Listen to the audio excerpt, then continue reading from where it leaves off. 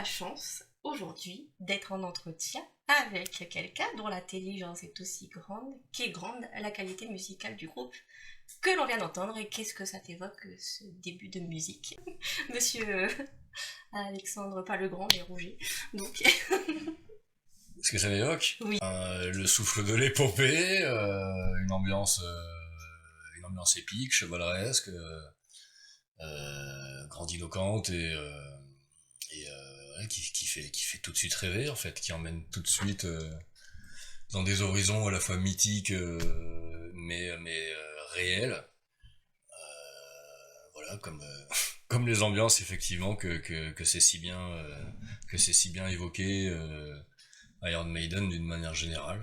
Nous ne sommes pas là pour parler d'Iron Maiden, mais plus précisément d'Apocalypse, parce que j'avais lu avec beaucoup d'attention ton ouvrage. Beaucoup de questions à ce sujet. On va commencer de manière un peu large. Tu évoques l'idée donc, que toute société a besoin de transcendance. Mais dans une société qui détruit ses mythes, que reste-t-il comme base de réenchantement collectif ? Ah bah il n'en reste plus, par définition, mais il se trouve que aucune société ne peut vivre sans mythe. La société actuelle, aussi décadente et morbide et en fait et suicidaire un peu qu'elle soit, n'a pas détruit les mythes fondateurs de la civilisation occidentale. Si ces mythes disparaissaient, la société disparaîtrait elle aussi aussitôt. Aucune société ne peut fonctionner sans mythes. Elle ne les a pas détruits, en revanche, elle les a subvertis, elle les a pervertis, elle les a profanés, elle les a galvaudés pour essayer de mettre ces mythes à son profit, alors que les mythes ont pour fonction de tirer en quelque sorte la société en dehors d'elle-même et de la faire accoucher d'un modèle supérieur qui n'est encore en gestation depuis des millénaires en vérité. Mais la fonction d'un mythe, que ce soit au niveau individuel ou collectif, elle est ésotérique et gnostique, elle vise la connaissance, elle vise des niveaux supérieurs de connaissance et de conscience. Comme la société actuelle, elle n'aspire qu'à abaisser le niveau général et à amener l'humanité à un niveau d'esclavage maximal. Elle est en train de déshumaniser l'humanité. Eh bien, elle a fait en sorte que les mythes aillent dans ce sens pour justifier son projet qui est injustifiable, mais son projet aberrant de nihilisme et d'esclavagisme de masse, et de ravaler l'humanité à un ramassis de bétail, pour le coup de zombies infra-humains, voilà, gavés de nanotech, abrutis à la réalité virtuelle, infestés de saloperies nano et ainsi de suite. Donc on peut prendre deux exemples pour le coup très frappants de mythes qui ont été certes conservés mais volontairement profanés et pervertis pour servir la vision nihiliste de la société actuelle, qui sont le mythe du héros et le mythe de l'androgyne. Alors le mythe du héros, typiquement Hercule, Gilgamesh, qui est celle d'un personnage effectivement qui doit se dresser face à une adversité qui apparemment le transcende, mais face à laquelle, pour le coup, il va apprendre à se dépasser lui-même, à dépasser ses propres limites, pour atteindre des niveaux de connaissance de soi, et puis des niveaux des niveaux de conscience supérieurs à ceux qu'il avait au début de l'histoire, au début de l'aventure. L'histoire d'Arthur, Arthur aussi fait partie de nos mythes fondateurs. Hercule, c'est une histoire évidemment initiatique, les 12 travaux d'Hercule qui renvoient aux 12 cycles du zodiaque, puisqu'évidemment un être humain accompli, c'est comme s'il avait accompli et abouti les logiques et les défis propres à chacun des 12 signes, quel que soit notre signe de naissance ou notre ascendant. Nous portons en germe les potentialités des 11 autres signes.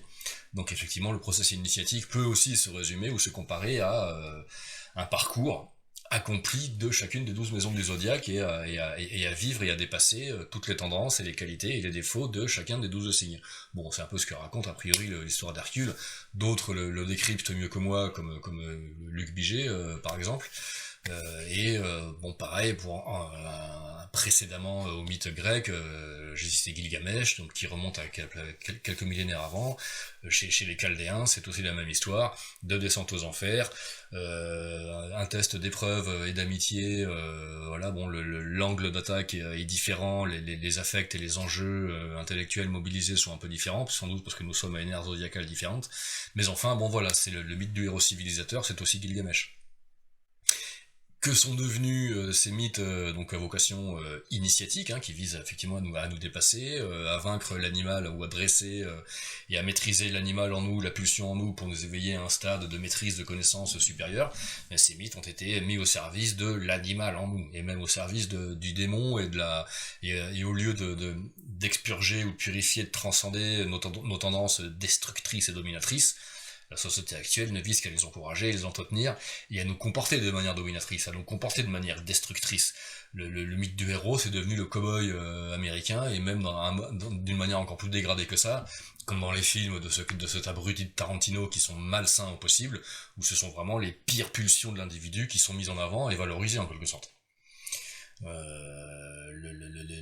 Le cinéma fait la promotion des figures négatives ou sataniques des tueurs en série, d'un héros, d'un anti-héros, mais présenté comme une espèce de sauveur anarchiste, comme le Joker dans les histoires de Batman, où le type effectivement veut faire sauter le monde pour faire advenir un monde meilleur parce qu'il estime que ce monde-là est condamné, sans se demander à quel point ce n'est pas lui qui est condamné, et puis qu'il préfère entraîner tout le monde dans sa chute plutôt que de se remettre lui-même en question. Qui est le schéma que suit typiquement actuellement l'État d'Israël avec sa doctrine Samson qui consiste à dire que si notre projet ne peut pas aboutir, on emmène le monde avec nous dans la destruction et on fait péter des bombes nucléaires en chaîne pour que le monde ne puisse pas survivre à notre propre échec. Donc voilà les attitudes que promeut la culture ou l'infraculture occidentale actuelle. Effectivement, ce sont quelque part des anti-mythes, mais c'est présenté comme effectivement d'une manière mythique ou mythifiée, dans le sens d'une réalité qui nous dépasse, d'une réalité qui est malgré tout bonne et souhaitable et juste à atteindre et à réaliser pour chacun de nous. Donc celle d'un abruti sans foi ni loi, d'une arrogance et d'une ignorance totale, qui ne vise qu'à effectivement dominer les autres, et quelque part à se venger des autres, de ses propres carences, de ses propres souffrances, en imposant l'ignorance et la bêtise à tout le monde, et en faisant souffrir les autres pour se venger de souffrir lui-même, sans être capable à aucun instant de se demander d'où vient sa souffrance, sans être capable de prendre en main effectivement les causes et les modalités de sa situation et de sa déréliction, sans être capable de se demander comment je peux faire pour arrêter de souffrir, sans être capable de se rendre compte que ce n'est pas en faisant souffrir les autres qu'il souffrira moins lui-même. Donc on est vraiment dans un contexte de vengeance satanique, et pour le coup c'est effectivement un mythe sous-jacent à beaucoup d'autres mythes. Celui-ci est inconnu et oublié, on ne le retrouve plus qu'effectivement que dans les textes gnostiques de Nag Hammadi, qui est l'histoire de Barbelou et de son fils Yaldabaoth, l'origine du mal, qui est effectivement la grande mère cosmique Barbelou, Nourea, qui a mis au monde, qui a engendré un être en l'absence de son parèdre, de son partenaire masculin, et sans l'accord du coup au préalable de son parèdre, et elle engendre cet être Yaldabaoth dans des conditions où du coup cet enfant est condamné à une souffrance et à une injustice, une absurdité qui le broie, qui l'oppresse dès son arrivée au monde, à la suite de quoi il n'aura plus qu'une envie, plus qu'une obsession, ce sera de se venger de sa mère. Il y a Nourea, en créant le mal autour de lui, et c'est l'origine des mythes cathares et des mythes gnostiques, de la dimension perverse et malveillante et malfaisante du monde matériel, parce qu'il a été créé pour une bonne part, à l'initiative du démiurge Yaldabaoth, pour se venger des êtres, et en faisant souffrir autant que possible, pour, en bout de chaîne, infliger le maximum de souffrance possible à la mère des mondes, à la grande mère cosmique d'un Barbelou. C'est un peu cette histoire de vengeance, effectivement, de souffrance et de vengeance sans fin, qui est à l'origine de notre décadence actuelle. Alors, voilà, comment sortir de ce cycle infernal, puisque pour le coup Satan, lui, il a qu'un but, c'est d'entraîner tout le monde dans son chaos, dans son néant. Le nihilisme, la négation de tout.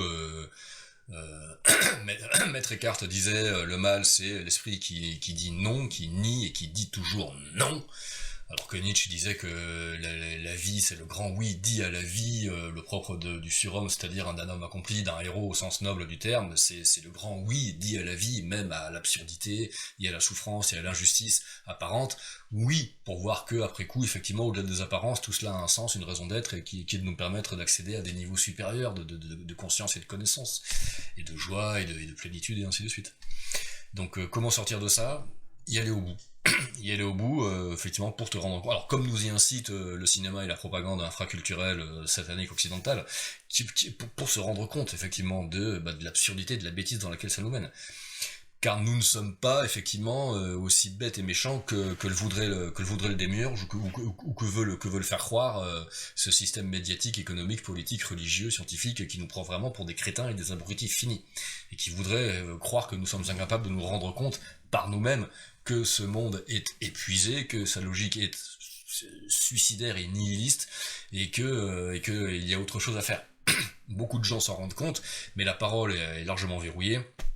Et puis même la prise de parole individuelle spontanée sur internet, même au niveau de ce qu'on appelle le journalisme citoyen, ou avec des gens qui prennent la parole spontanément lors d'un événement social ou peu importe, cette prise de parole là, même s'il y a beaucoup de prise de conscience qui la commande en amont, elle est quand même beaucoup tournée sur de la valorisation de soi, le besoin de reconnaissance, le besoin de se donner un rôle et de jouer un rôle social, et d'éveiller ses concitoyens. C'est un peu la figure, elle aussi, un peu mythique et exagérée du lanceur d'alerte, d'un Julian Assange. On trouve n'importe quoi sur son compte Twitter. Julian Assange maintenant publie sur son compte, alors ce que c'est lui qui le fait on ne sait pas, mais des prises de position dithyrambiques sur Trump, où il reprend à son compte la mythologie elle aussi d'un Donald Trump qui est un sauveur, un héros patriote, qui va défier le nouvel ordre mondial satanique et puis drainer le marais, alors que tout cela est faux, archi faux, et que donc même voilà, cette figure-là du lanceur d'alerte héroïque, du Robin des Bois moderne, qui éveille le monde sur les réseaux sociaux, elle est largement erronée et périmée. Donc ça c'est un piège dans lequel beaucoup de monde tombe, hein, certaines figures des gilets jaunes aussi sont tombées là-dedans, enfin, et tout cela aussi est une impasse, mais ça va passer. Comment sortir de là et renouer avec la dimension pour le coup initiatique de nos mythes, et ben c'est d'épuiser ces tendances là que je viens de décrire en se rendant compte que bon, ça ne sert à rien, que ce n'est pas en se mettant en avant qu'on va aider les autres ni soi-même, qu'il faut commencer par s'aider soi-même, donc charité bien ordonnée commence par soi-même. Comment on fait? En répondant à ses besoins. Et effectivement, se mettre en avant sur les médias, s'imaginer que je vais jouer un rôle, que je vais éveiller mon prochain, que je vais aider les gens à aller mieux, c'est faux, parce que si tu t'observes avec un tout petit peu de recul, après 6 mois ou 1 an ou 2 semaines, peu importe, bah tu vas pas mieux, t'as rien appris à personne, donc tu ne fais que tourner en rond et entretenir un rôle social qui est factice, qui est illusoire, qui ne te mène à rien. Donc une fois que t'as capté ça, ben t'assumes le constat. Tout n'est qu'une question de courage, hein, dans ce genre de démarche, de se rendre compte que ça ne te mène à rien, que tu ne fais qu'entretenir la matrice au lieu de la combattre ou de lui nuire, mais du coup en fait tu te combats toi-même, et en te combattant tu ne fais que la renforcer. Ce à quoi tu t'opposes persiste et se renforce. Hein, donc tout ce qui est opposition, combat, lutte, c'est erroné, c'est périmé, donc il faut s'occuper de soi et se demander effectivement à quel besoin répond une telle démarche. Jouer au héros, jouer au sauveur, jouer au cow-boy, jouer au lanceur d'alerte qui va sauver le monde. Ouais, super, c'est quoi le projet? Avoir une copine, avoir un maximum de likes sur les réseaux et de devenir une figure. Donc c'est que ça répond à un besoin, une carence de reconnaissance. Mais souvent, moi, je renvoie systématiquement à la pyramide des besoins de Maslow, d'Abraham Maslow, ce psychologue. La base dans la vie, c'est que nos besoins vitaux soient satisfaits. Lesquels? Affection, reconnaissance, appartenance. Donc voilà, moi le premier évidemment, hein, à travers mes livres, oui. D'abord l'alimentaire, le foyer, enfin le toit et les besoins physiques, quoi, biologiques. Alors évidemment, oui, boire, manger. Si ceux-là sont pas respectés, il peut y avoir les déviances dans les étages au-dessus. Ah mais systématiquement. Non mais là j'entends qu'effectivement oui.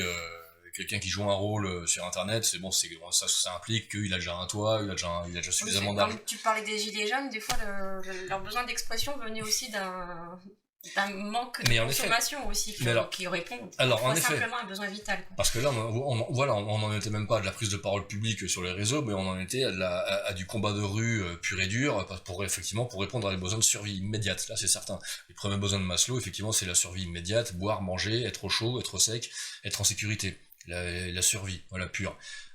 Tant que ça, effectivement, ce n'est pas satisfait, tu peux pas passer au niveau supérieur. Donc, ils sont la reconnaissance de la part des autres. Ouais, c'est super ce que tu fais. Putain, être aimé et reconnu par les autres pour ce que nous sommes, pour ce que nous faisons, pour le boulot que nous faisons, notre qualité de présence, notre capacité à écouter les autres dans n'importe quelle interaction, sourire quand on croise quelqu'un.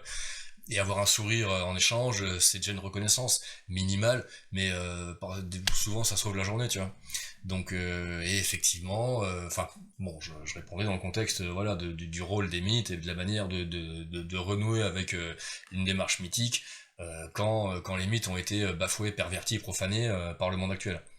Et du coup, voilà, se rendre compte qu'on a d'abord besoin de reconnaissance des autres, et que du coup ça il faut en faire son deuil. Le besoin d'appartenance, ben souvent effectivement tout cela a été combattu et brisé parce que voilà, c'est nourrissant, on en a besoin, c'est existentiel, ce sentiment d'appartenir à un groupe, une communauté, un pays, une nation, un peuple, une culture, une religion, une tradition. Ça aussi, ça fait partie des besoins vitaux. À qui j'appartiens, ou quelle est ma sphère d'appartenance. Ça peut être aussi une communauté d'intérêt, genre un sport, la musique, t'es fan de Maiden, bon bah c'est une communauté, voilà, c'est un niveau d'appartenance. Donc ça aussi, voilà. Et ensuite, une fois que ça c'est réglé, que t'es satisfait par rapport à ça, tu peux passer au niveau supérieur, qui sont réellement pour le coup l'expression, la créativité.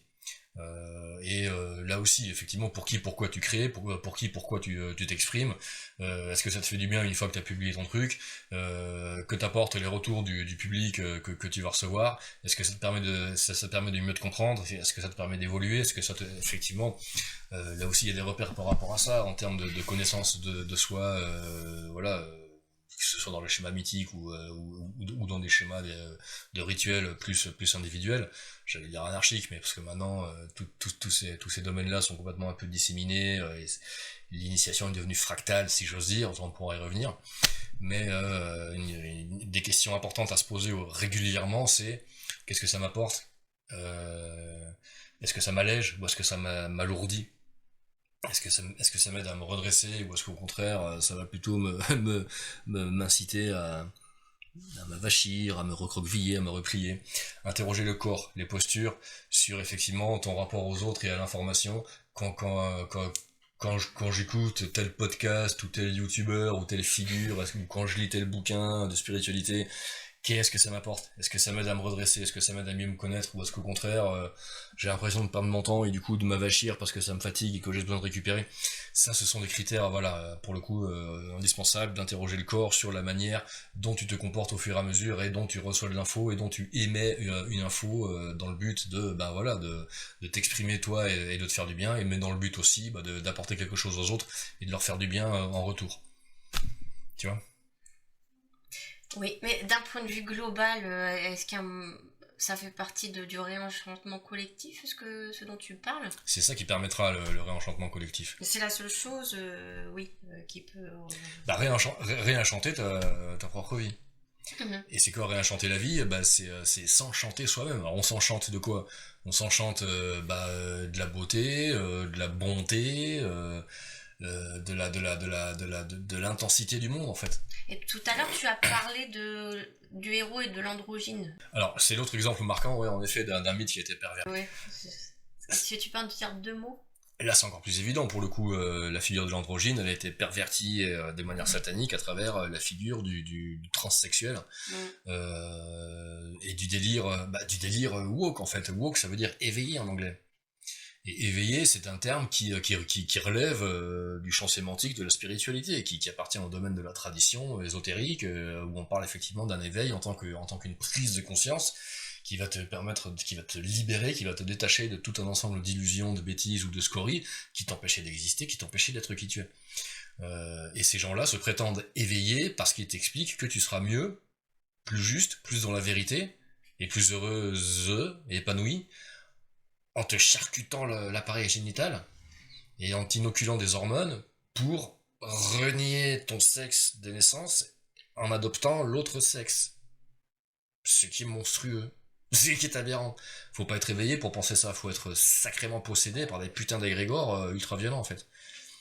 parce que renier son corps, au point de le charcuter, de trafiquer les organes génitaux, t'inoculer des hormones pour faire pousser des seins. Enfin, c'est surtout ne pas aller voir la cause du mal-être qui a créé cette envie-là à la base. Et comme je te le disais, voilà, on a affaire à des gens qui ne se posent absolument pas la question de quoi j'ai besoin. Ah oui, c'est très consumériste, hein. J'ai besoin de ça, enfin, j'ai envie, j'ai le caprice de changer. Je crois que ouais. parce que les médias me l'ont dit, la pub me l'a dit, le cinéma me le dit, donc je le veux. Enfin, donc c'est vrai parce qu'on me l'a dit, donc je le veux parce qu'on me l'a dit. C'est ça, là, on est sur un niveau de... Enfin, c'est quand même grave d'en arriver là. Et effectivement, la perversion, la caricature satanique, elle est de qualifier éveillé, woke, un mouvement qui vise effectivement à te renier. Même plus à t'endormir. Parce qu'à la base, qu'est-ce que signifie ce mythe de l'androgyne? Mais à te détruire. L'androgyne, c'est simplement l'intégration des polarités. C'est une figure qu'on retrouve effectivement dans l'iconographie alchimique et hermétique, avec cette figure d'un personnage à la fois masculin et féminin, avec un visage d'homme, des seins, ou éventuellement des hanches, ou des bras, d'homme ou de femme, enfin qui reproduit physiquement des caractères féminins et masculins. Pour dire que bon, on appelle ça le rébis alchimique. C'est le personnage qui a connu sa seconde naissance en vérité. La seconde naissance, c'est qu'effectivement tu passes au-delà des polarités sexuelles. Ça veut pas dire que tu renies ton identité sexuelle, ton genre, c'est impossible. Par contre, tu l'as dépassé. Et tu n'es plus gouverné, encore une fois, par l'animal en toi, qu'il soit mâle ou femelle. Et là, évidemment, Annick de Souzenel en a parlé infiniment mieux que moi. Mais l'intégration des pulsions animales, qui sont, elles, évidemment, ultra orientées et caractérisées par une tendance mâle ou par une tendance femelle, yin ou yang. Mais une fois que t'as appris à connaître et à maîtriser ces énergies-là, ces tendances-là, ce n'est plus elles qui te dominent et qui t'influencent, c'est toi qui en fais ce que tu veux, elles sont transcendées, sublimées, et pour le coup, la sublimation de la libido, de l'énergie sexuelle, c'est ça qui aboutit à une créativité digne de ce nom, quoi. Hein.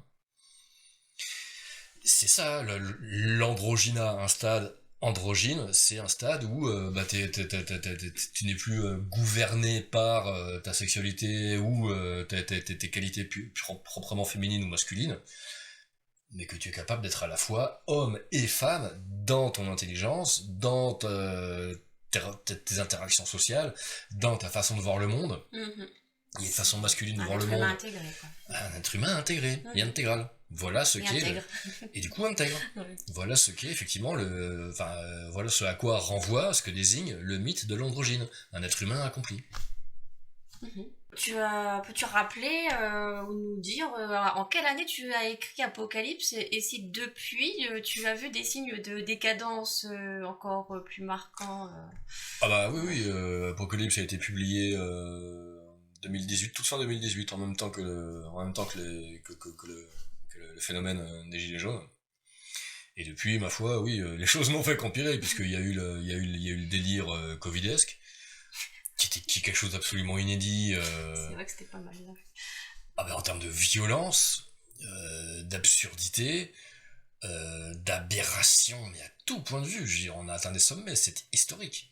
C'est véritablement la fin d'un monde, hein, un phénomène pareil, surtout que leur projet a échoué. Donc oui, depuis Apocalypse, les choses n'ont fait qu'empirer, et en confirmant tant et plus tout ce qui va dans le livre à propos de la marche du monde actuel, la décadence de l'Occident, ses origines, ses causes, ses modalités, et puis sur les manières de les transcender pour le coup. Parce que j'ai fait un tableau descriptif et génératif, mais également opératif, dans le sens qu'il ne s'agit pas de déplorer et de décrire, aussi brillamment soit-il, le chaos et la merde actuelle. Encore faut-il donner les moyens de s'en sortir et de surfer sur la vague au lieu de se la prendre sur la gueule et de boire la tasse, tu vois. Donc sur ce plan-là aussi, Apocalypse est toujours... il sera toujours valide et valable, je veux dire, même après, même si nous entrons vraiment dans l'ère du Verseau et que demain, ça y est, nous sommes sauvés, ce monde actuel est balayé, et nous repartons sur des bases nouvelles, vers un monde plus simple, plus juste, fraternel, et ainsi de suite. la dimension opérative qui est dans Apocalypse, je pense sera encore valide. Mais bon, ça c'est pour le coup, j'anticipe un peu là, mais parce que mais il est clair que depuis 2018, les choses n'ont fait qu'empirer. Ouais. Oui, d'un point de vue global, en tout cas, j'ai bien cette impression. Pour autant, d'un point de vue individuel, cet effet confinement lié au coronavirus nous a bien aidé à aller chercher à l'intérieur de nous et puis aller faire émerger des choses qu'on se serait encore cachées pendant bien plus longtemps si ça n'avait pas permis ça justement. Oui, en effet. Et le confinement a eu le même effet effectivement que le phénomène des gilets jaunes juste avant. Il est d'ailleurs probable que la date du confinement, enfin, ou la crise du coronavirus a été déclenchée et le virus a été relâché de manière anticipée, plutôt que prévu, pour mettre un terme au mouvement des gilets jaunes qui était incontrôlable et incontrôlé. C'est une hypothèse que je continue à défendre, bon, parce qu'elle tient la route. Mais il est clair que le confinement a été l'occasion pour plein de monde d'un putain de bilan individuel et puis d'un putain de bilan même historique et social et politique sur le fonctionnement de ce monde, qui a permis de réaliser effectivement l'absurdité, la bêtise, la malveillance des dirigeants de ce monde, leur volonté de nuisance pure et de domination malsaine et d'exploitation et d'esclavagisme forcené, jusqu'y compris à travers les moyens les plus sordides et les plus abjects, de faire mourir les gens avec des faux virus, de les empoisonner avec des faux vaccins qui t'abrutissent et qui font de toi un zombie et qui vont aller pervertir ton ADN. C'est des choses qui étaient inimaginables, même dans la SF. Enfin, si, il y a eu que la SF pour anticiper des horreurs pareilles. Là, c'est arrivé. Donc effectivement, là, la séparation des eaux s'est poursuivie, mais elle s'est accélérée comme jamais auparavant, entre ceux qui s'en sont rendus compte et qui ont pris acte, qui ont assumé les constats. Et là, il y a un avant et un après, et ceux-là, ils sont sauvés, c'est bon. Et puis ceux qui ont fait les constats, et qui ont oulala, et puis qui ont commencé à reculer, et qui ne sont pas allés au bout. Qui ne sont pas allés au bout des constats, et puis qui n'ont surtout pas voulu les assumer. Parce qu'assumer ces constats, tu remets en cause toutes tes croyances, tu remets en cause toute ta vie, tu remets en cause ton boulot, ton mode de vie, et ainsi de suite. Et évidemment, ça fait peur, évidemment, tu te retrouves dans le vide, suspendu dans le vide, t'as peur de tout perdre, et puis tu sais ce que tu perds, tu sais pas ce que tu vas gagner, donc ça c'est le grand saut dans le vide, tu le fais pas, et là effectivement l'occasion a été en tout cas présentée de manière massive, à la quasi-totalité de l'Occident, de faire son choix en fait entre ce monde dégénéré et condamné, et un nouveau monde qui n'attend que nous, mais qui est déjà prêt en fait, qui est déjà prêt virtuellement et qui n'attend que des prises de décision pour s'incarner, qui n'attend que des choix et des prises de décision et des prises de risques et des prises de responsabilité individuelles pour pouvoir s'incarner dans la matière. Mais ça c'est clair et net. Le modèle pour moi qui nous attend, il est là, il est latent, il est virtuel et il ne manque plus grand chose pour qu'il soit réel et actuel, pour passer du stade virtuel au stade actuel et réel. Et de ce point de vue-là, la crise du corona a été une bonne chose parce qu'elle a accéléré cette marche vers le nouveau monde. De même que, paradoxalement, c'est là où tu vois que Satan est con, que la tradition a raison de dire que Satan n'est que le singe de Dieu et que Satan, il s'imagine corrompre ou récupérer les plans de Dieu à son profit pour faire advenir son propre projet sataniste, donc de zombification de masse et d'éradiquer les gens, enfin de faire de la Terre un zoo sous perfusion pour s'en nourrir et s'en repaître comme un porc jusqu'à la fin des temps. Mais il se rend pas compte qu'en faisant ça, en fait, il sert le propre plan de Dieu et il contribue malgré lui au projet que Dieu a pour l'humanité. Dans le sens que je vais prendre l'exemple du soi-disant président français, parce qu'il n'a jamais été élu, puisque les élections de 17 et 22 ont été truquées, les résultats falsifiés, je veux dire, ça crève les yeux. Donc ce mec-là n'est pas président, mais M. Emmanuel Macron a précipité l'avenir de la France dans un sens et une direction qui était déjà prévue, y compris par M. Jacques Chirac, ça j'en suis certain, qui était beaucoup moins con et beaucoup plus inspiré qu'on ne le croyait. Moi le premier d'ailleurs. Mais qu'a fait M. Emmanuel Macron, ce qui lui a été le plus reproché? Éradiquer la capacité de puissance de la France. Priver la France de toute sa capacité de puissance technique, industrielle, militaire. La vente d'Alstom, la réintégration de l'OTAN, faire de l'armée française un ramassis de supplétifs de l'OTAN, hein, des balayeurs et des nettoyeurs de chiottes de l'armée américaine. Ça veut dire quoi? Ça veut dire que en positif, par rapport à la marche du cycle et à l'avenir réel et supérieur de la France, ça signifie que nous sortons d'une logique de puissance pour entrer dans une logique de connaissance. Et Abellio était le seul à le dire il y a 50 ans, dans les 70, nous ne sommes plus des soldats, nous sommes des philosophes. La vocation de la puissance n'est plus la nôtre. L'Europe a poursuivi cette marche, cette voie, ce chemin à l'Occident, hein, donc encore une fois le mythe du héros, conquérant, civilisateur. Mais qu'ont fait les héros conquérants et civilisateurs pour conquérir et civiliser? Ils ont éradiqué, ils ont génocidé des cultures qui étaient beaucoup plus raffinées que la culture actuelle. Qu'ont fait les Romains, les soi-disant civilisateurs de la Gaule, ils ont détruit une civilisation qui était beaucoup plus raffinée. Au niveau de la métallurgie, les orfèvres gaulois étaient les meilleurs du monde, c'était les meilleurs cavaliers, donc Dieu sait que la maîtrise et la connaissance du cheval, il faut être un peu plus évolué qu'un peuple de dégénérés comme les Romains qui pratiquaient l'esclavage, chez qui la femme était inférieure, qui faisaient assassiner et manger vif leurs prisonniers de guerre dans les arènes par les bêtes fauves, ce qui est aberrant, et on nous présente ça pour de la civilisation. Alors que les Gaulois étaient beaucoup plus civilisés, les Gaulois étaient supérieurs aux Romains, je suis désolé. Mais donc, voilà le genre de réalité qui vont pouvoir revenir à l'ordre du jour, en fait. L'égalité homme-femme également, les Grecs et les Romains étaient machos et misogynes, mais de manière institutionnelle. Mais les Celtes, non. L'égalité, l'homme et la femme étaient à égalité chez les Celtes. Donc, qui était supérieur à qui, je vous le demande. Donc voilà ce à quoi, malgré elle,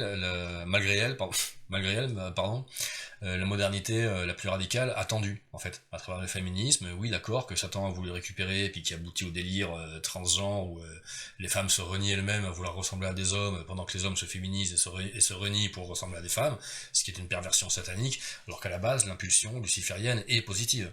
Oui, il faut en finir avec le patriarcat est épuisé. Ça a été une aberration, donc le héros civilisateur, il a fini son boulot, on peut passer à autre chose. Voilà où en est l'Europe aujourd'hui. Et l'Europe et la France, qui en est à l'avant-garde, incarnent ça, juste que j'ai compris malgré elle, avec effectivement l'attitude d'un Macron qui a détruit notre outil de puissance, parce qu'il s'imagine comme ça qu'il va pouvoir mieux détruire la France, mais sans se rendre compte qu'en fait, la France en a fini avec la puissance.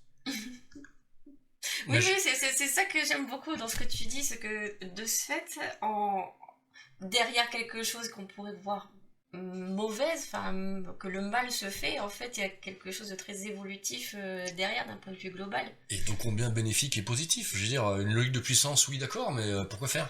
Mais est-ce que l'évolution, parce que du coup ça me donne cette sensation là quand je t'entends, qu'il y aurait une évolution dans le temps très, très linéaire et qui serait en même temps spirituelle quelque part. Enfin, je veux dire, est-ce que les deux vont ensemble par rapport à tes connaissances sur de la gnose ou de ce qu'en dirait Guénon ou Abellio, enfin, est-ce qu'on pourrait y voir quelque chose comme ça? L'évolution n'est pas linéaire. L'évolution n'est pas cyclique non plus, elle est hélicoïdale. Elle est en vortex, elle est en spirale. Donc, est-ce que tu peux préciser ta question? Je suis pas sûr d'avoir bien compris. C'est-à-dire qu'au fur et à mesure des étapes qu'on traverse dans l'histoire. Ah oui, une influence de l'esprit, tu veux dire? Ouais, voilà. Oui, ça, assurément. Certainement. Qui est quelque chose qui est au-delà de nous et fait pour oui. Oui, mais il y a une influence divine et spirituelle sur l'histoire, sur la marche du monde. Oui. Ça crève les yeux, il y a une méta-histoire. L'histoire a un sens. L'histoire a un sens qui n'est pas ce que ces abrutis de libéraux te disent avec la fin de l'histoire, et puis leur projet d'un Disneyland concentrationnaire mondial, peuplé de tarés, transgenres et vaccinés et intoxiqués aux nanobots, non. Mais il y a effectivement un projet et un sens supérieur à la marche du monde et y compris le moindre événement historique a un sens méta-historique, transcendant. Ça c'est clair et net. J'ai commencé à y travailler, mais c'est très vaste. Il y a des cycles de 7 siècles, il y a des fractales du grand cycle de la précession des équinoxes de 26 000 ans, sa fractale d'un dixième, donc de 2600 ans se retrouve aussi, puisque c'est il y a 2600 ans qu'une énorme fracture et que nous a précipité pour le coup vraiment dans l'âge sombre pour de bon, dans le Kali Yuga pour de bon, ça remonte à 2600 ans. puisque c'est le moment où est apparu le contre-feu de la tradition, un contre-feu lumineux, un contre-feu divin, à travers les principaux grands prophètes et fils de Dieu qui sont apparus en Orient et en Occident pour effectivement maintenir la lumière alors que nous entrions dans l'âge sombre. C'est l'époque où apparaissent simultanément Lao Tse en Chine, le Bouddha en Inde, Zoroastre en Perse et Pythagore en Grèce. Avec le même message, le même contenu initiatique, au même moment, 600 ans avant Jésus-Christ, donc il y a 2600 ans. C'est pas pour rien. C'est un moment clé, un moment charnière. C'est parce que c'est le moment où nous entrons vraiment dans l'âge sombre, matériel, matérialiste, patriarcal, esclavagiste. Et donc voilà, il y a eu simultanément l'apparition de ces grands prophètes et fils de Dieu dans le monde entier pour dire ouais, là on va s'accrocher les gars parce que la lumière baisse, la compression augmente, la densité s'accroît, il va falloir tenir bon, d'accord? Là, Satan lâche tout, c'est pas le moment de nous laisser aller, tu vois. Voilà, Pythagore, les gnostiques, puis voilà, les cathares, les templiers, ils ont maintenu cette lumière dans les ténèbres jusqu'à nos jours. Et puis après, plein de les Rose-Croix, bon, peut-être un tout petit peu les Francs-Macs à leur tout début, mais ils ont très vite été pervertis, dégénérés par les jésuites. Donc, mais après, il y a eu des électrons libres pour maintenir la lumière dans les ténèbres, René Guénon, Raymond Abellio, Sri Aurobindo, Annick de Souzenel, à notre époque, voilà, il y a eu plein de relais. Parce que voilà, effectivement, l'histoire, même au point de vue matérialiste, elle s'inscrit dans des cycles qui l'expliquent, hein, malgré elle, et les acteurs historiques se rendent pas compte qu'en fait, ils appliquent un plan, ils suivent un plan. Et Emmanuel Macron ne se rend pas compte qu'en détruisant nos outils de puissance, il s'inscrit dans le plan de Dieu, en fait. Il s'inscrit vers la connaissance. Et que la vocation de la France n'est plus dans la puissance, c'est-à-dire le mythe du héros et du cow-boy, civilisateur, conquérant, stupide, ça c'est les Américains qui ont repris ça et puis ils se rendent pas compte que c'est terminé. Notre vocation maintenant, c'est de passer au mode connaissance. Et là aussi, on pourra en parler pendant des heures, parce que ça va passer par l'écologie en priorité, hein. C'est pour ça que je disais que Jacques Chirac l'avait compris, parce qu'il a fait inscrire en 2004, puis il y est allé en force, hein, parce que personne n'en voulait, sa charte de l'environnement, au préambule de la Constitution de la Ve République, qui dit noir sur blanc que la priorité du peuple français, enfin moi personnellement j'assume, hein, ma priorité en tant que français c'est celle-là, ça c'est clair et net, c'est à égalité, donc la défense et le respect et la valorisation de la dignité humaine, des droits de l'homme, des droits humains, mais le respect à égalité, donc avec le respect et la valorisation de la nature, de l'environnement, de la dignité de la nature. Toute décision politique en France doit avoir pour critère est-ce que la dignité des Français et des Françaises est respectée, prise en compte et même améliorée. D'accord, on peut le faire. Et est-ce que la dignité de la nature est valorisée? Est-ce que l'environnement naturel est respecté et valorisé dans ce projet? Oui, bon alors on peut y aller. Sinon, non, on le fait pas. Point final. Voilà ce qu'attend la France. Du coup, les porte-avions du nucléaire, on en a plus besoin. Alstom, on en a plus besoin. Des fusils mitrailleurs, on en a plus besoin. Même dans une logique un peu pragmatique et politique, je veux dire, qui sont nos ennemis? On a un outil de défense, ok, d'accord, pour nous défendre de qui? Qui sont les ennemis de la France? Les islamistes? C'est faux. Les attentats pseudo-islamiques sur le territoire français étaient des attentats sous faux drapeau, provoqués par la mafia, la racaille sioniste qui parasite la France. Qui sont nos ennemis? Ils sont en France.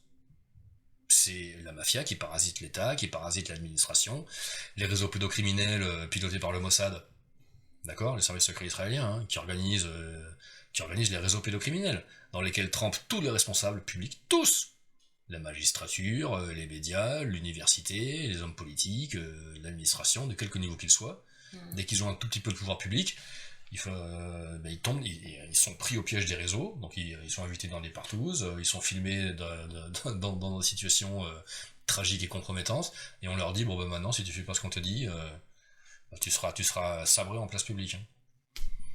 Donc, où est l'ennemi? Qui est l'ennemi de la France? Si ce n'est les gens qui organisent cette situation-là, de l'intérieur de notre propre pays. Donc je veux dire, un pétard nucléaire, il sert à rien. Un char d'assaut, il sert à rien. Même un flingue, il sert à rien, parce que les mecs, ils sont plus nombreux et plus forts que nous. Enfin, plus nombreux peut-être pas, mais plus forts, ils ont tout l'appareil industriel et militaire américain derrière eux. Donc on fait comment pour en venir à bout? Avec un porte-avions? Je pense pas que ce soit utile. Par contre, en répondant à nos propres besoins de connaissance et de charité et de dignité et d'intégrité, oui. Là oui, on les désamorce. On neutralise leur volonté de nuisance, et de perversion et de domination satanique, et elle est annulée. Parce que les gens sont passés à autre chose en fait. Ils ne poursuivent pas les mêmes buts que les gens qui nous manipulent. Ils nous manipulent ils ne peuvent nous manipuler que dans le sens qui est déjà le leur, de la puissance, de la domination. Tu veux être plus gros, plus riche, plus fort, dominer ton voisin, et être entouré effectivement de putes soumises parce que t'es le plus gros, le plus fort, le plus riche. Bah c'est super, on a un projet pour toi, tu vas y arriver mec, vas-y. Tiens, t'en veux.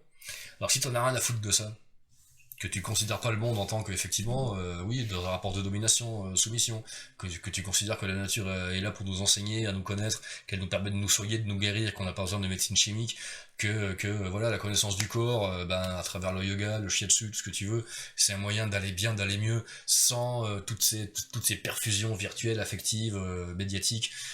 Je veux dire, les mecs ils perdent prise en fait, ils ont plus de prise sur toi. Ils n'ont plus d'emprise sur toi.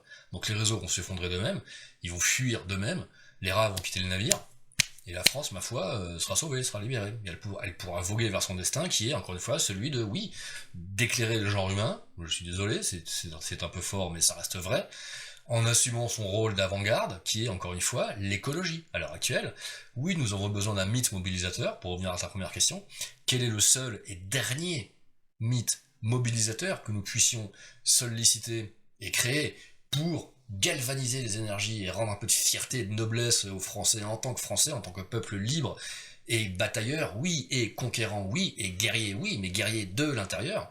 Mais c'est l'écologie, la défense de la nature, et la création d'un mode de vie intégré à la nature, la création d'un mode de vie en société, en communauté, où nous sommes intégrés à la nature, en union avec la nature et en cohérence avec la nature, où les enfants sont effectivement mis en possibilité de s'exprimer, où on se soigne et on se guérit avec la nature sans avoir besoin d'industrie chimique, où l'homme et la femme sont à égalité et en interaction constante pour voir pourquoi, comment, ah oui d'accord, et du coup faire synergie et circuler pour le coup dans des relations ascendantes en cercle vertueux et non plus en cercle vicieux comme te l'enseigne la mafia satanique et patriarcale depuis 2000 ans, genre non elle te ment, non ouais il veut te dominer, c'est mal, laisse-la faire, t'as vu. Oh t'as vu quoi là? On fait que se bouffer ça, au profit de qui? C'est terminé en fait, une fois que t'as capté ça je veux dire tiens, Satan il prend un shot là et... putain merde il m'a échappé là. Voilà l'avenir de la France. Un peuple libre, égal, fraternel, et en communion et en synergie avec la nature. C'est un bon projet. Et est-ce qu'on peut préciser justement cette première notion de liberté? Parce que là, on va en revenir avec un aperçu polarisé de la chose à travers l'histoire. Parce que... Ce qui a été la conception moderne et patriarcale de la liberté, ouais. Oui, et là, c'était au XVIIe siècle, John Locke qui voit la liberté à travers la propriété. Oui, l'avènement du libéralisme.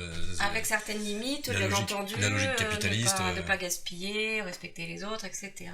Oui, ça c'est l'hypocrisie anglo-saxonne habituelle. Et les Cathares, par rapport donc, à notre ouvrage que tu as fait paraître, eux voient la liberté dans le détachement. Comment on peut positionner cette notion de liberté donc, par rapport à ces deux extrêmes aujourd'hui? Comment tu vois ça?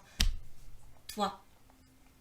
Donc la position là aujourd'hui, c'est qu'est-ce qui te semble le plus juste dans cette société en pleine évolution?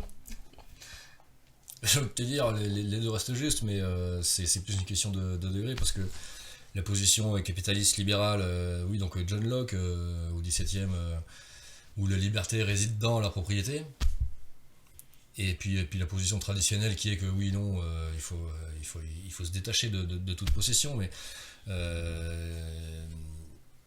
d'une certaine manière, les deux sont nécessaires, puisque pour se détacher de quelque chose, il faut d'abord y avoir été attaché.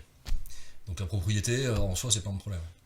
Le problème, c'est de se focaliser là-dessus et d'en faire un absolu définitif. Ouais. De faire comme si la propriété était effectivement un aboutissement, et qu'une fois que tu étais propriétaire de tout ce que tu pouvais posséder, ta vie était accomplie, tu étais un surhomme, Dieu t'aime et tu es forcément heureux.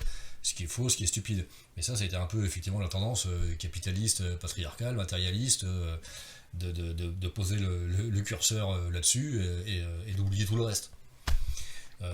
Et tout le reste, c'est quoi? C'est que depuis le Fight Club est passé par là, nous sommes possédés parce que nous possédons, et nos biens matériels finissent par nous imposer leurs conditions, leurs lourdeurs.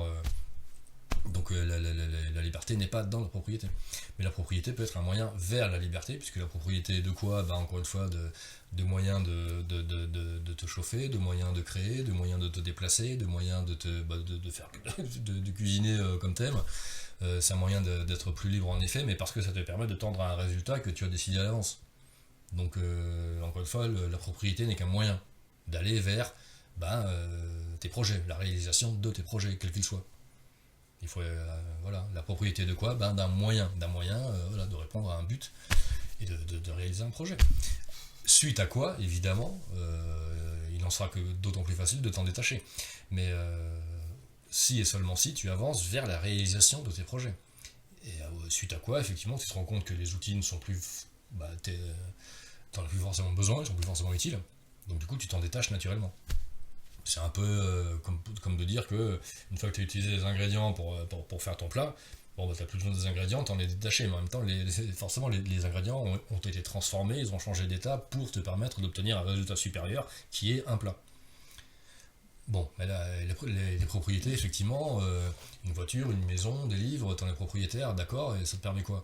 Ça te permet d'atteindre des états de confiance, de sérénité ou de satisfaction qui te permettent de cultiver encore une fois d'autres états et pour atteindre d'autres objectifs. Et donc tu te détaches au fur et à mesure de ce que tu possèdes, de ce dont tu es propriétaire, parce que son but a été atteint en quelque sorte. Voilà, ça c'est une manière un petit peu, on va dire, fonctionnelle d'envisager la chose. Mais... Non, mais c'est cohérent. Parce que le détachement... C'est cohérent, puis ça réunit l'histoire en plus. C'est bien. Encore une fois, ça donne du sens, ça rejoint ce que nous disions juste avant, dans le sens que l'histoire a un sens, oui. Et que la position capitaliste, aussi caricaturale soit-elle devenue, elle aura été utile, puisque, pour revenir à ce que tu disais, où lors du confinement, où plein de gens ont pris conscience de la vanité ou de la futilité de ce mode de vie, de ce système, c'est qu'effectivement, je suis propriétaire et je passe mon temps sur Amazon ou sur Netflix, et ça m'apporte quoi en fait? Est-ce que je vais mieux? Non. Est-ce que je suis plus accompli? Non. Et j'ai encore plus faim et plus envie d'eux, et le malaise persiste. Donc là, c'est un premier pas vers le détachement, c'est certain. Mais du coup, alors voilà, c'est la position traditionnelle du détachement était quand même beaucoup plus radicale. Mais enfin là, radicale, mais dans le sens que on t'apprend dès le départ, mais bon, ça c'est une posture pour le coup typiquement gnostique et qui implique la vie en communauté.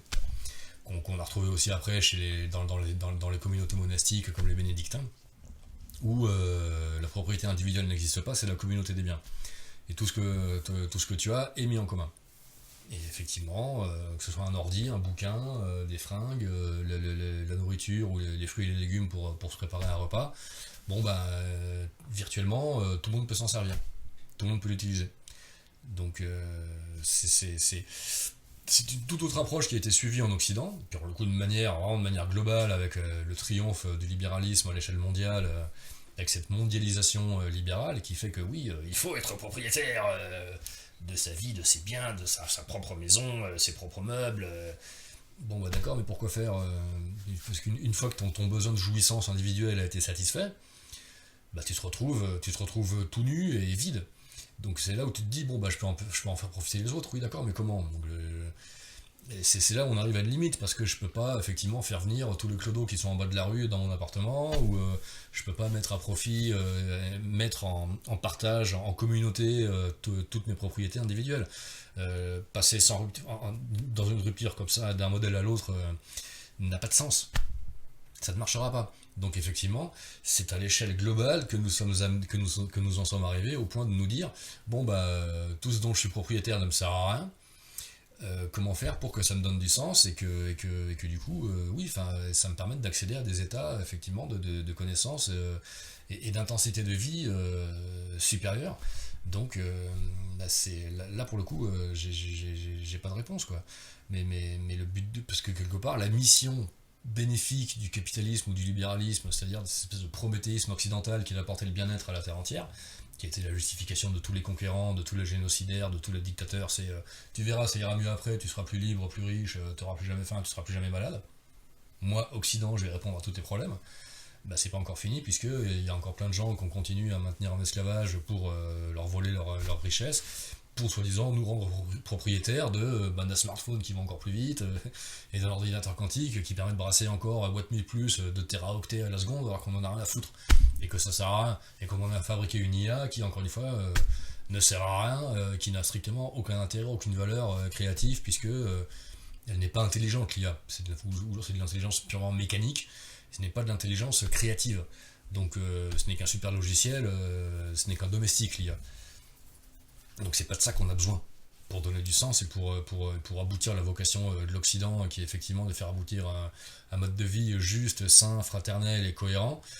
On n'a plus besoin on a plus besoin d'être propriétaire de la terre, en fait. On a plus besoin d'être propriétaire de biens matériels, voilà, qui sont périssables, et c'est tout. Par contre, on a besoin d'être propriétaire de notre vie, mais au sens subtil, c'est-à-dire quel but je me donne, quels moyens je mets en œuvre, et en ce sens, être propriétaire de soi, c'est être responsable. La seule issue à cette logique de la propriété, c'est la responsabilité. Je suis responsable de ce que j'ai, de ce que je possède. Qu'est-ce que j'en fais, en fait? Et qu'est-ce que ça fait de moi? Encore une fois, est-ce que ça me rend plus épanoui? Quel effet ça me fait au niveau physique, au niveau psychique, psychologique? Et à tirer les constats qui s'imposent, s'observer, tirer les constats, et puis assumer les constats. Et là, nous sortirons de cette fuite en avant à la propriété, et on pourra effectivement faire advenir cette logique cathargnostique qui est que, bon, bah ouais...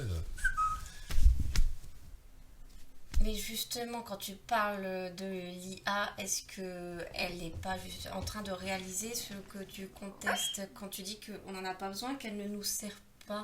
Enfin, si elle a justement cette utilité purement mécanique, elle va nous décharger à certains points de vue pour nous permettre à nous de se réaliser d'un point de vue créatif, énergétique, tout ce qui est beaucoup plus fin, oui, et que voilà, et ce qui est plus grossier, technique, secrétariat basique, on le donne à cette IA.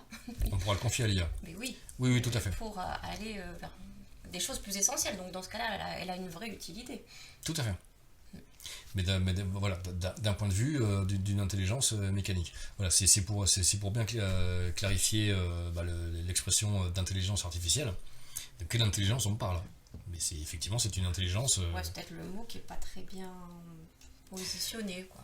C'est un mot qui relève du logiciel occidental patriarcal, où on considère que le quotient intellectuel, c'est les capacités analytiques et déductives du cerveau gauche, accumuler des données, c'est une intelligence qui est complètement focalisée, masculine et patriarcale. Ce n'est pas l'intelligence véritable, ce n'est pas l'intelligence créative. Tu vois ce que je veux dire? Quotient intellectuel, on en a rien à foutre, ça veut rien dire. C'est pas ça que t'as un QI de 150, c'est pas pour ça que t'es plus intelligent qu'un aborigène ou qu'un inuit qui a un QI de 60, ou j'en sais rien, tu vois. Là, c'est pas ça l'intelligence. Donc l'IA, elle a été conçue dans cette conception-là de l'intelligence, justement, dans cette optique-là, qui est une optique extrêmement biaisée, limitée, périssable et de plus en plus périmée. L'intelligence créative, en effet, effectivement, pourra d'autant plus être déployée que nous aurons mis effectivement l'IA au service de ces tâches-là subalternes, domestiques, techniques, de secrétariat, auxquelles effectivement pour l'instant l'Occident et le capitalisme a soumis les masses prolétarisées au XIXe siècle. Mais bon voilà, effectivement la marche du cycle a fait que la richesse a quand même tendu à se répandre tant bien que mal, hein, même s'il y a une tendance actuelle de l'oligarchie à serrer la vis pour éviter que le niveau de vie global s'améliore. Mais le niveau de vie général a quand même eu tendance à s'améliorer et continue normalement à le faire. Donc, et ça, il n'y a pas de raison que ça s'arrête puisque ça profite à tout le monde. Il ne faut pas que ça se fasse au détriment effectivement de la créativité. Il faut que ce soit dans le but de permettre à chacun de se libérer des contraintes mécaniques et des tâches matérielles contraignantes et laborieuses pour se consacrer aux tâches créatives et proprement humaines et créatives, voilà, d'expression et de créativité et de connexion à ce qui nous dépasse, aux réalités supérieures, à la transcendance et à ce qui nous entoure, la nature et l'environnement. De ce point de vue-là, l'IA sera bénéfique. Mais c'est un peu comme l'ego, c'est la même logique que le discours par rapport à l'ego, qui est effectivement un mauvais maître mais un bon serviteur. L'IA, c'est pareil. Mais voilà, à condition qu'on ne se trompe pas sur sa nature, sa vocation, Et puis qu'on évite de sombrer dans des psychoses ou des parano, un peu new age, du genre elle va nous remplacer, elle est plus forte que nous. Dans ces films de SF dystopiques, post-apocalyptiques, un peu stupides, où l'humanité a été réduite en esclavage par un super ordinateur qui fait ce qu'il veut, c'est-à-dire rien, qui ne fait rien, à part mettre les gens en esclavage. Donc en fait, il reproduit la logique satanique du patriarcat actuel. Donc c'est complètement stupide. Ouais. C'est pas ça notre avenir. Hein. Pardon, c'est pas ça. On peut en choisir un autre. Ah bah... j'ai même tendance à penser que quelque part il a déjà été décidé plus ou moins pour nous et que il est simplement attendu de notre part que nous avancions vers ce futur souhaitable mais qui est déjà en germe, qui est déjà virtuel hein, selon moi. Dans cette logique, je te disais, d'écologie appliquée, d'écologie intelligente, d'écologie créative, où nous sommes intégrés à la nature et où et la nature elle a vraiment une vocation par rapport à nous d'initiation, de connaissance, de guérison non seulement physiologique, mais de guérison subtile, mentale, morale. Et, à partir de quoi, suite à la guérison, donc à la thérapie au sens noble, au sens des thérapeutes gnostiques, la place est libre pour l'initiation et où nous pourrons du coup avancer vers un monde d'initiés, vers un monde d'éveillés, vers véritablement une humanité éveillée. Bien, merci beaucoup. Mais, merci à toi. Moi, je te propose qu'on continue cet échange un peu plus tard. Avec plaisir, merci Wally. Un grand bonheur. Oh, oui.